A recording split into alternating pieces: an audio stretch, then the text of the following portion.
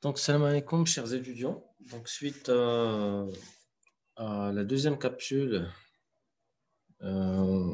concernant la TVA, on s'est arrêté au niveau des règles d'assiette, plus particulièrement concernant le fait générateur. Donc, le fait générateur, il dépend particulièrement du type du régime. Donc, en matière de TVA, on a deux régimes principaux. Le premier régime, c'est le régime du droit commun, bien le régime des encaissements. Et le deuxième régime, c'est le régime des débits.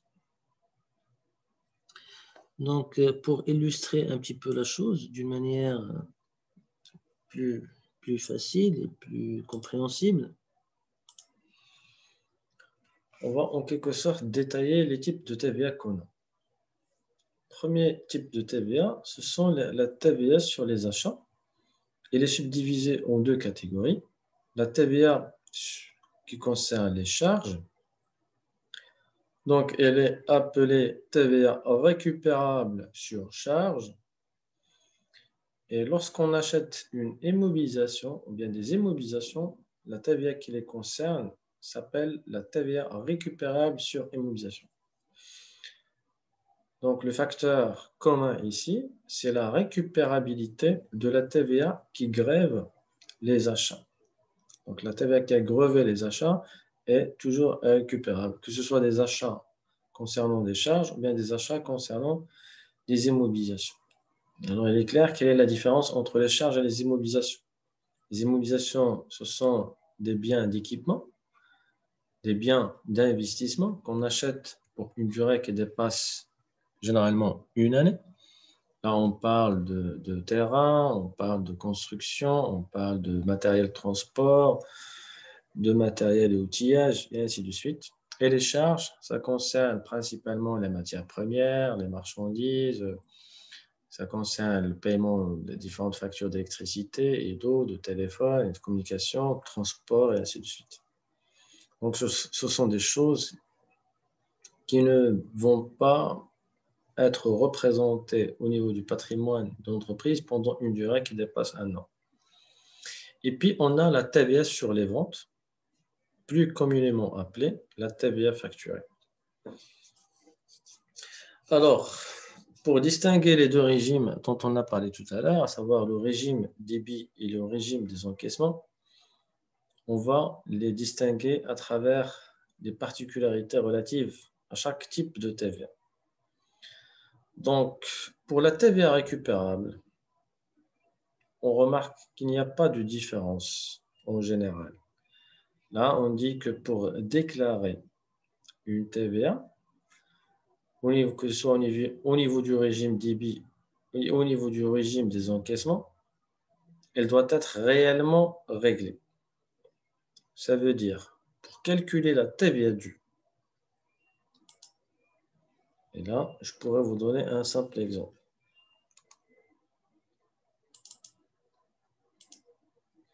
La TVA due, elle est égale TVA facturée moins la TVA récupérable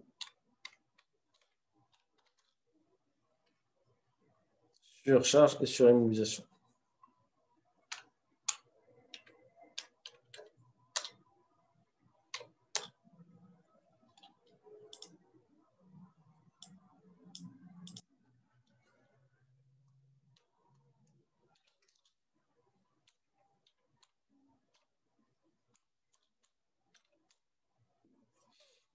OK? Donc, c'est ça la formule de la TVA due.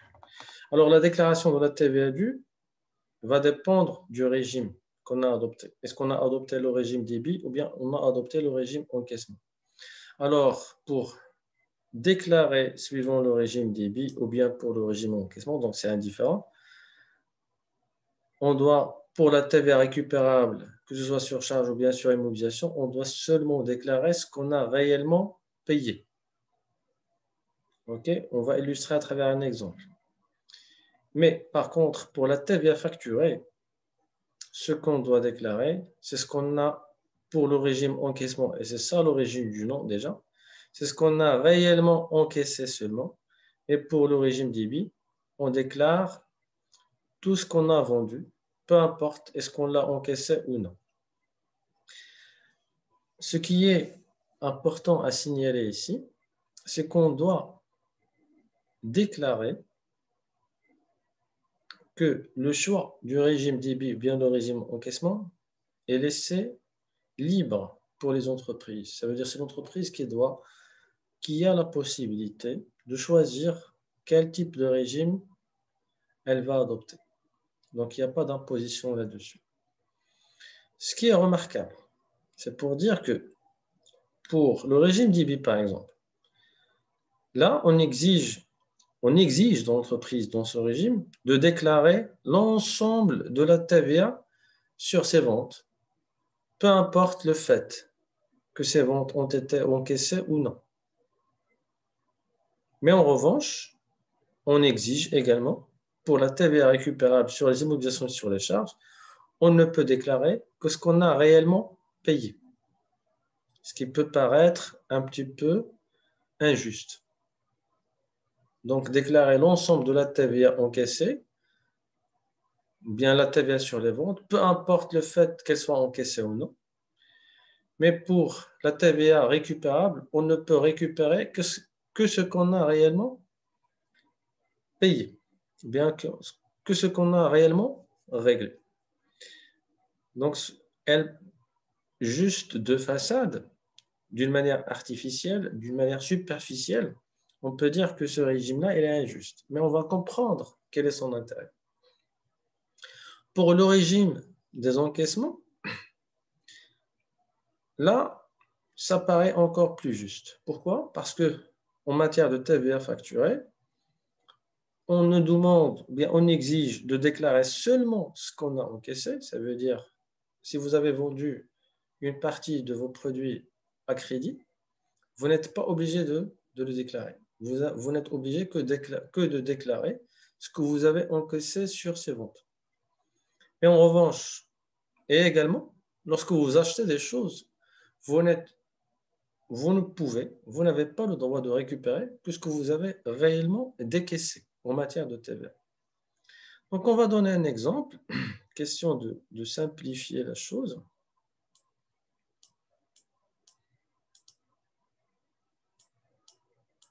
Imaginons une personne, il y a une entreprise qui achète 1000 dirhams de marchandises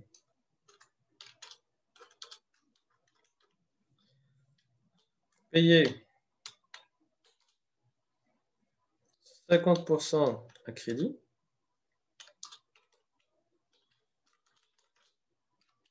et 50% par chèque.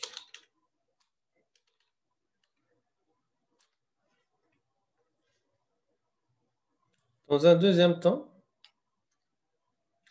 elle revend cette marchandise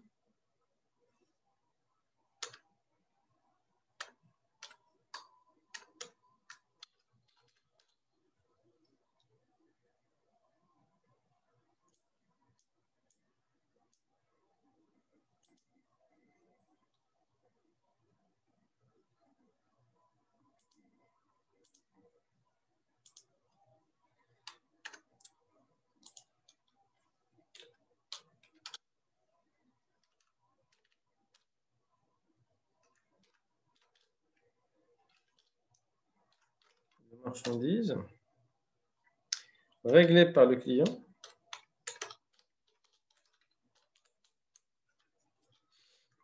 « 50% par chèque, 50% crédit. »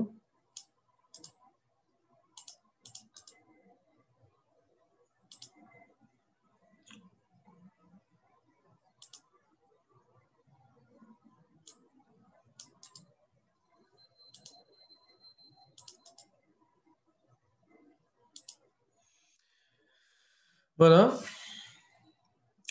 Donc, pour reprendre l'application, on a une entreprise qui achète 1000 dirhams de marchandises qu'elle va payer 50% à crédit et 50% par chèque pour la revendre par la suite à 1500 dirhams, réglé par le client, 50% à crédit et 50% par chèque.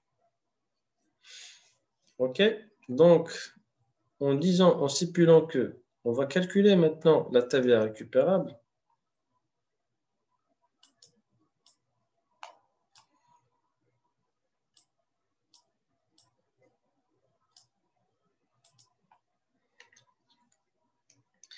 TVA récupérable sur les achats.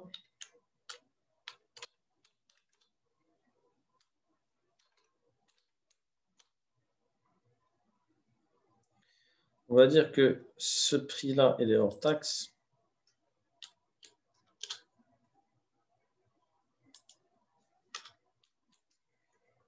Hors taxe, avec une TVA à 20%. Donc, TVA récupérable sur achat égale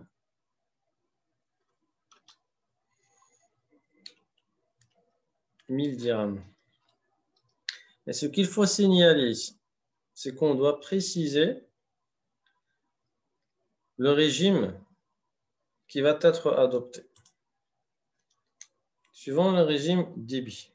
Bien, le régime, on commence par le régime encaissement.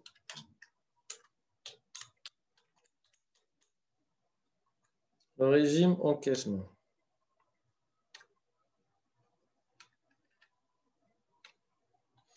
TVA récupérable sur achat, elle est égale à 1000 dirhams fois 20% de TVA, ce qui va donner 200 dirhams, mais qu'on va multiplier par 50%. Pourquoi est-ce qu'on a multiplié par 50%? Parce que pour le régime encaissement, qu'est-ce qu'on doit déclarer en matière de TVA récupérable? Donc, TVA récupérable, pas sur achat, mais on va dire sur charge, parce qu'il s'agit d'un achat de marchandises. Donc, TVA récupérable sur charge, c'est égal à 1000 dirhams fois 20% fois 50%. 50% relative au montant qui a été réellement réglé. Qu'est-ce qui est réglé? C'est ce qui a été payé par chèque. Et pour préciser, par exemple, la donner plus de précision, je pourrais mettre ici 30% et 70% ici. Donc, je vais multiplier par 70% qui est relative à ce qui a été payé réellement. Donc, parce qu'on a payé par chèque, donc le chèque, c'est un moyen de paiement et non pas un instrument de crédit. Ce qui veut dire qu'on ne peut déclarer que ce qui est réellement réglé. Ce qui est réellement réglé, ce qui a été effectué par chèque. Donc, on va multiplier par 70%. OK? Maintenant, pour la TVA facturée, toujours dans le régime des encaissements. Donc, TVA facturée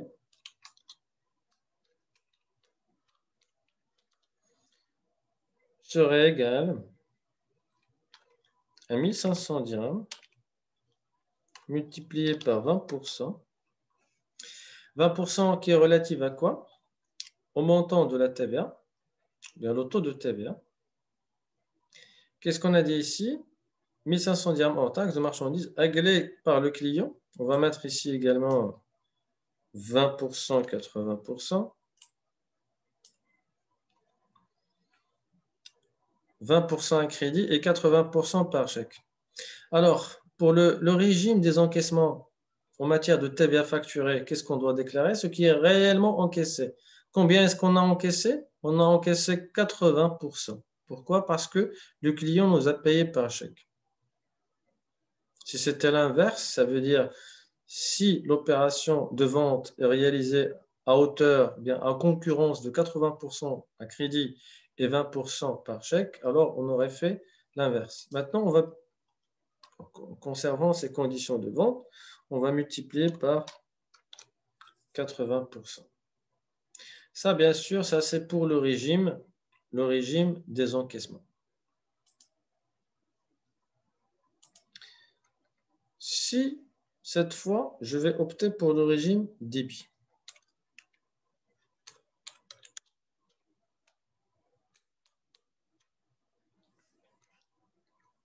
La TVA récupérable sur charge sera égale à quoi?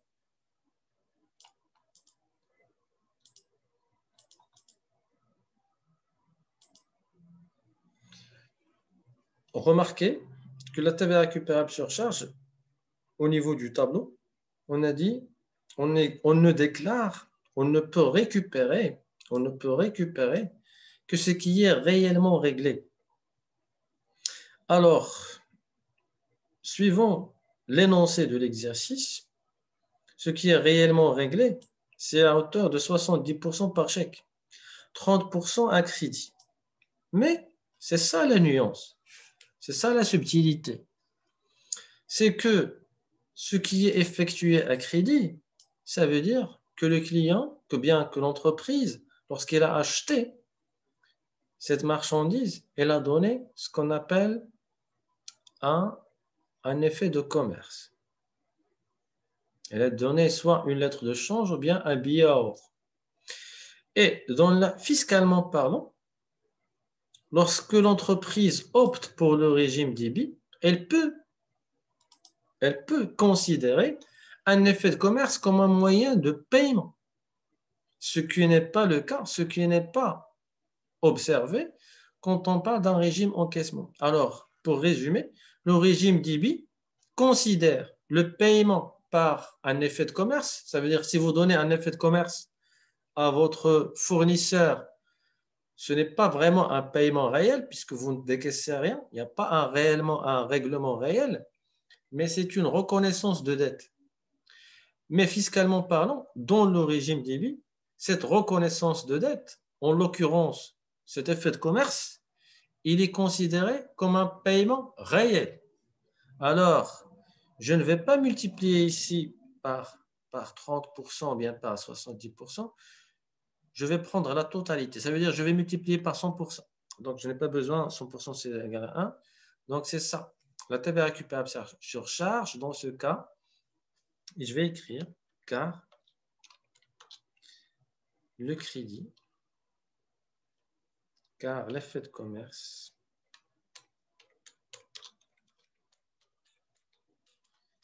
est considéré comme un paiement réel en matière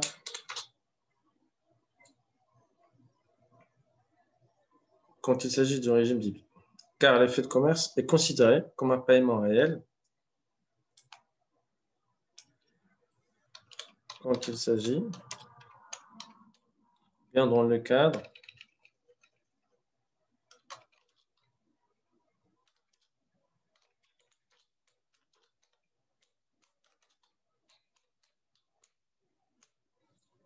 du régime d'IBI.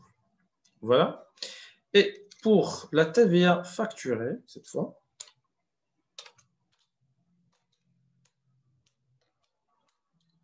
rappelez-vous de la règle. Qu'est-ce qu'il dit le régime d'IBI? On doit tout déclarer, encaisser ou non. Ça veut dire on a vendu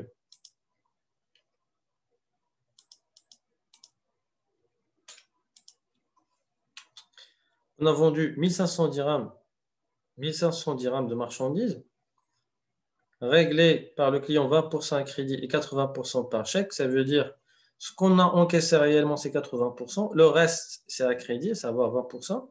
Mais peu importe pour le régime d'IBI, on doit tout déclarer. Donc, c'est 1500 multiplié par 20% également. Donc, on va tout prendre. Donc là, vous remarquez quelle est la différence entre les deux régimes. Donc, comme ça a été précisé, pour le régime débit et le régime encaissement, il y a une nette différence en matière de TVA facturée. N'empêche que, même en matière de TVA récupérable, ils sont différents, même si on dit qu'il est réellement réglé. Parce que le règlement réel en matière de débit, il inclut également les effets de commerce, ce qui n'est pas observé en matière de régime encaissement, qui ne considère nullement un effet de commerce comme un moyen de paiement réel. OK?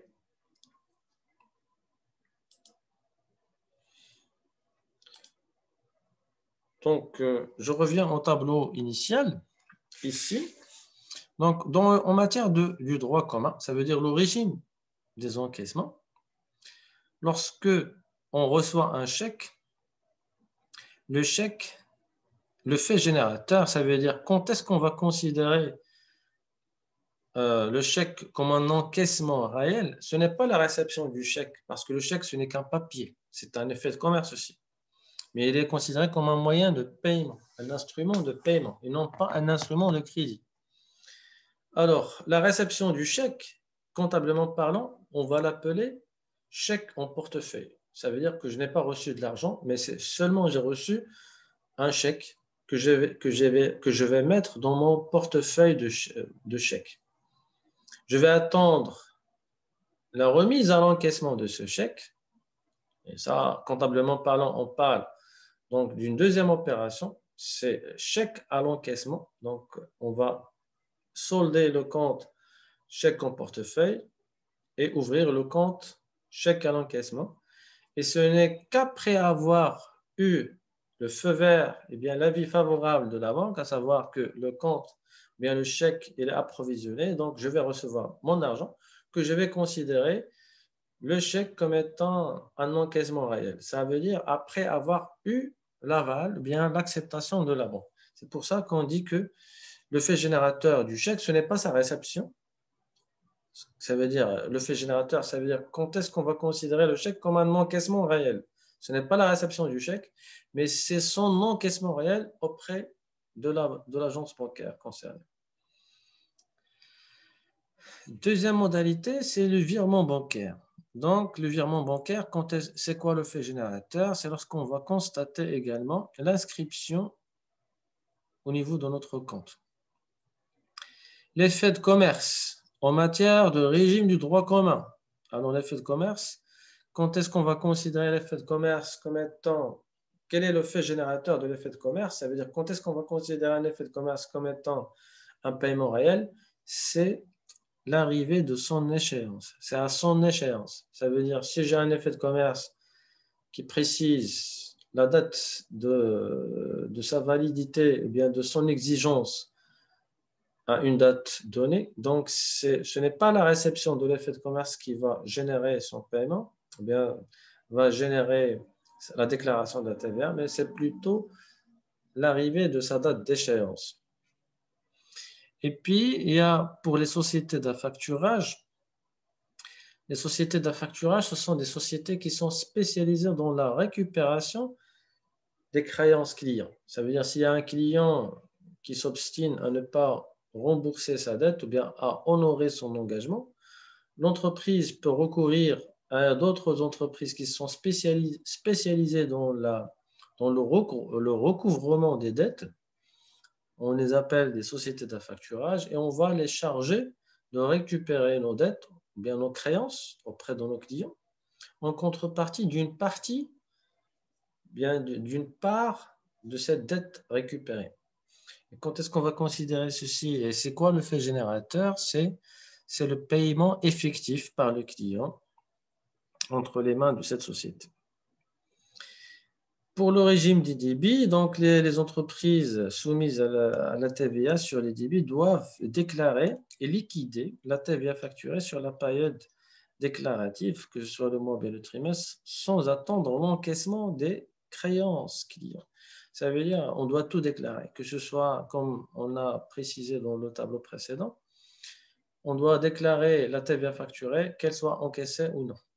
Donc, c'est totalement différent du régime du droit commun. Il y a quelques cas particuliers. On va commencer par le cas des importations. Donc, le fait générateur de la taxe sur la valeur ajoutée est constitué à l'importation par le dédouanement des marchandises. Toutefois, il y a quelques particularités. Les importations peuvent se faire en franchise de la TVA lorsqu'elles sont faites dans le cadre du régime économique. Et qu'est-ce qu'on veut dire par le régime économique? Comme ça a été précisé lorsque j'ai parlé du régime suspensif, le régime de transit et le régime d'admission temporaire. Alors, qu'est-ce qu'on veut dire par le régime transit? Ça veut dire, si je suis une entreprise spécialisée, si je suis un exportateur, mais j'importe tout d'abord les produits que je vais exporter par la suite. Ça veut dire, par exemple, moi, je suis un commerçant de thé.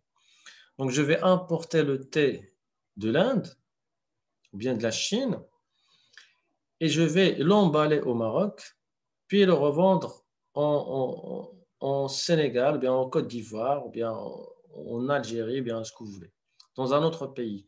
Donc, le fait d'admettre, bien, le fait que cette marchandise passe par le territoire marocain juste pour régler quelques affaires ou bien pour emballer ou pour autre chose.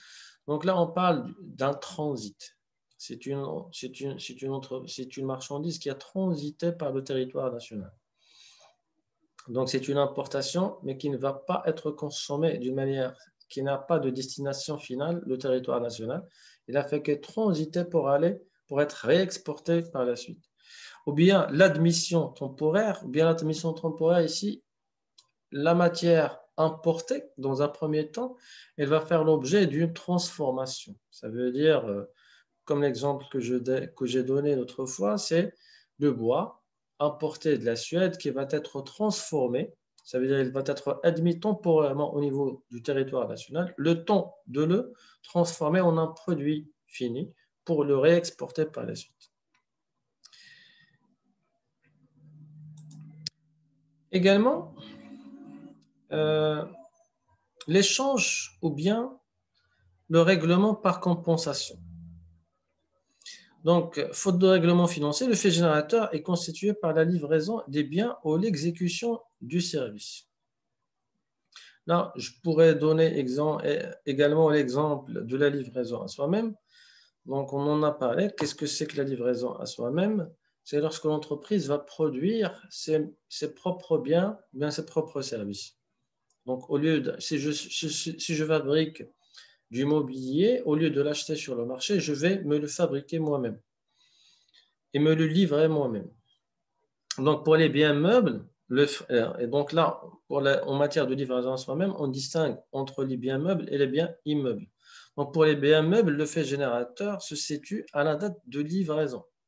Mais pour les biens immeubles, le fait générateur se situe lorsque les conditions d'utilisation sont réunies. Donc, bien sûr, là, on parle de la mise en service pour les équipements ou l'achèvement des travaux des immeubles à usage d'habitation à usage professionnel. Maintenant, les taux de TVA. Donc, les taux de TVA, il y en a 4. On a 7%, 10%, 14% et on a 20%. On avait jusqu'à cette année, jusqu'à 2020, on avait des taux spécifiques relatifs aux boissons alcoolisées et pour les métaux précieux. Donc, ce sont des taux qui ont été abrogés par la loi de finances de 2020.